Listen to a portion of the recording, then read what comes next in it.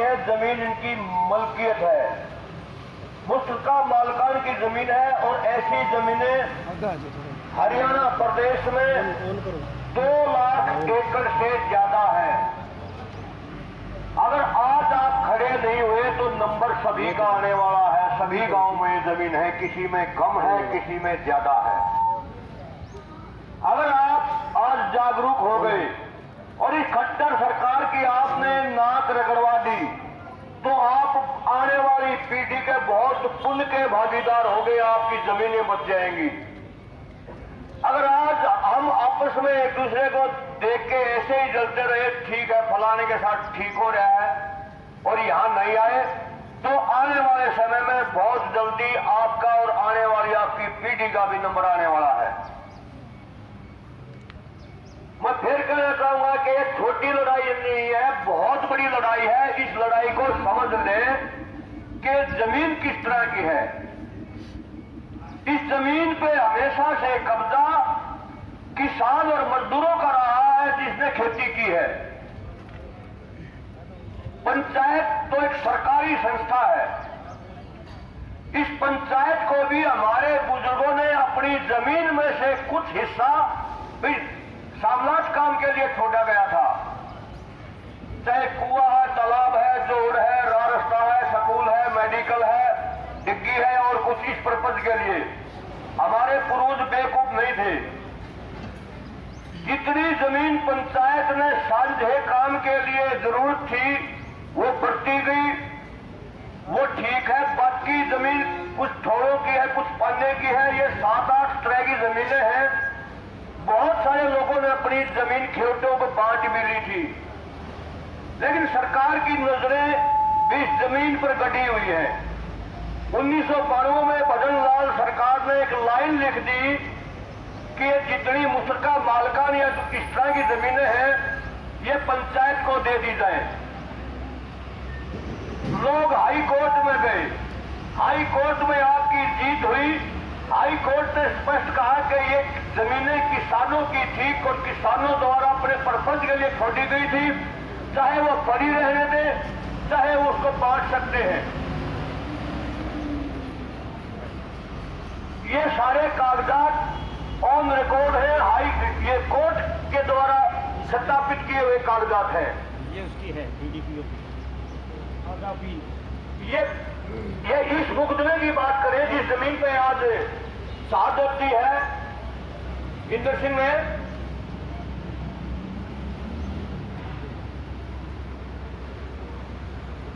Copy ले लो, copy लो। ये 600 कनाल जमीन है ऐसी जो सामलात है जिसमें सभी लोगों का हिस्सा है। 400 कनाल पंचायत के नाम कर दी, चाहे इसमें स्कूल है, चाहे कोई दूसरी चीज है। 12 दे दूं पहले 200 कनाल जमीन ऐसी है वो इन लोगों के नाम है, जिसमें 8 एकड़ जमीन के मालिक, 8 एकड़ से या कुछ कम है या कुछ ज्यादा है, लगभग 62-64 कनाल हो, उसके हकदार हैं। 1999 में सरकार ने एक आदेश पारित किया कि जो साझी जमीनें हैं इनके इंतकाल तोड़ दिए जाए। और 1999 में इन लोगों के इंतकाल तोड़ दिए गए बगैर नोटिस के, बगैर दलील अपील के। इनको पता भी नहीं चला कि सरकार ने क्या आदेश कर दिए हैं। और अभी खट्टर सरकार ने पिछले महीने की वो मैं लेटर दिखा सकता हूं फोन में, सभी डीसीओ को भी आदेश दे दिए हैं कि इन सारी की सारी जुमला मुस्तका मालका ने जो ऐसी जमीनें सबके इंतकाल तोड़ दिए जाएं। बहुत सारी जमीनों के अंदर खाते इंतकाल टूट चुके हैं, बहुत सारी जमीनों को के टूटने बाकी हैं।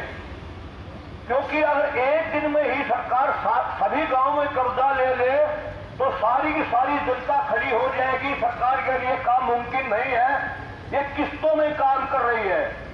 और हमारे दिमाग में ये बात रही है आम लोगों के पंचायत की जमीन है, आपको गुमराह किया जा रहा। पहले समझ लें कि जमीन पंचायत की नहीं है, जमीन मालिकों की है और हमारे दादा परदादाओं द्वारा छोड़ी गई जमीन है। इस जमीन का अंग्रेज के टाइम पे भी बहुत भारी भरकम टैक्स हमारे पूर्वजों ने जमीन का दिया गया है। और पिछला रिकॉर्ड निकालोगे तो ये आपके ही नाम है। 1999 तक इन लोगों की ये जमीन नाम थी, निकाल साहब आता था। अगर कोई खराबा मुआवजा आता था तो इन्हीं लोगों के नाम आता था।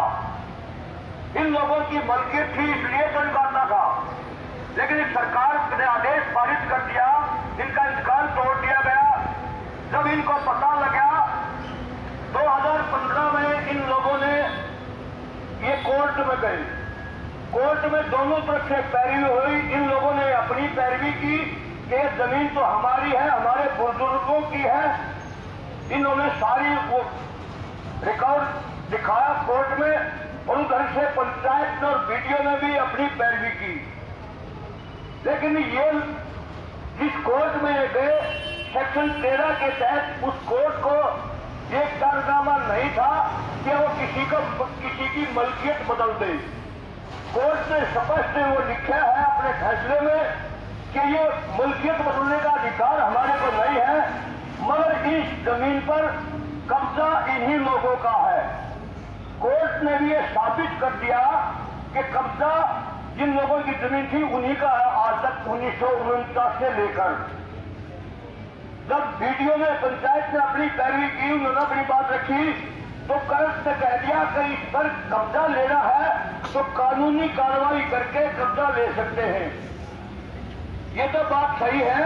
अगर कोर्ट में पंचायत ये सिद्ध कर दे, बीडीपीओ सिद्ध कर दे कि जमीन हमारी घर तक कब्जा बनता है, ले सकते हैं। जब बीडीपीओ कोर्ट में हार गया, वो सेशन कोर्ट में जीत चला गया। उसकी 2 तारीख में लग चुकी है, अब 9वें महीने की और तारीख है। कोर्ट से कोई आदेश नहीं हुआ कि इस पे कब्जा ले लिया जाए। और कोई कोर्ट ये फैसला नहीं दे सकती कि खड़ी फसल को नष्ट कर दिया जाए, क्योंकि किसान अपनी फसल को अपने बच्चों से भी प्यारी लाडकार से तैयार करता है और कोई भी किसान अपनी आंखों के सामने फसल को तबाह होते नहीं देख सकता।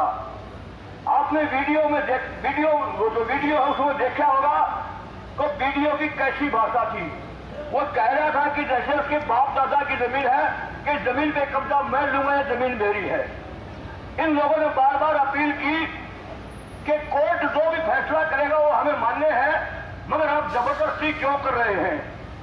अगर कोई आदेश था कोर्ट का वो उस दिन भी दिखा सकता था ये कोर्ट के आदेश है और इसके तहत हम कब्जा ले रहे हैं, ये कोई विवाद नहीं बनता था। मगर उसके पास कोई आदेश नहीं थे और सरेआम तानाशाही और गुंडागर्दी की गई। रोज रूप इन किसानों ने कहा कि हम और तो हमारी कोई पार बरसाती नहीं, हम जहर खा लेंगे। आप जबरदस्ती करोगे, उसने कहा खाना है तो खा लो। यानी आत्महत्या करने के लिए बार बार पूरा उकसाया गया।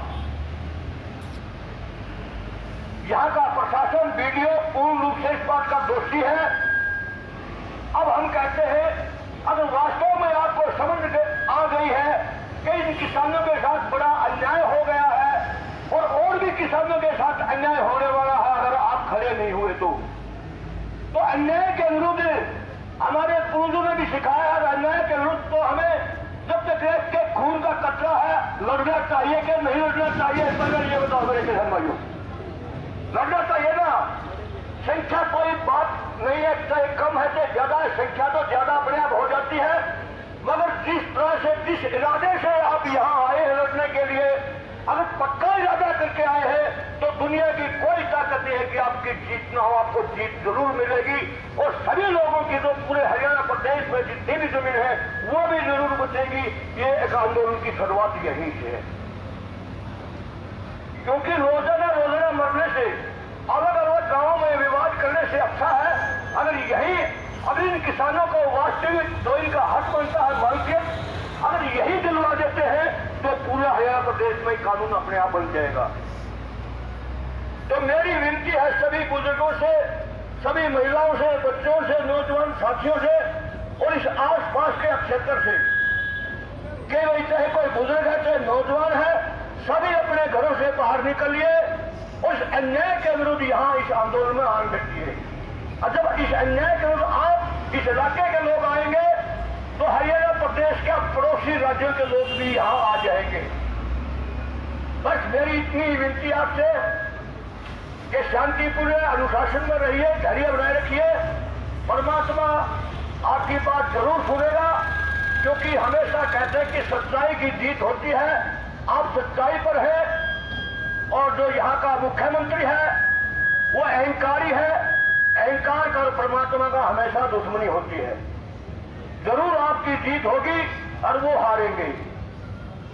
ज्यादा कुछ न कहते हुए इस क्षेत्र से भी बहुत लोग गणमान्य लोग आए हैं।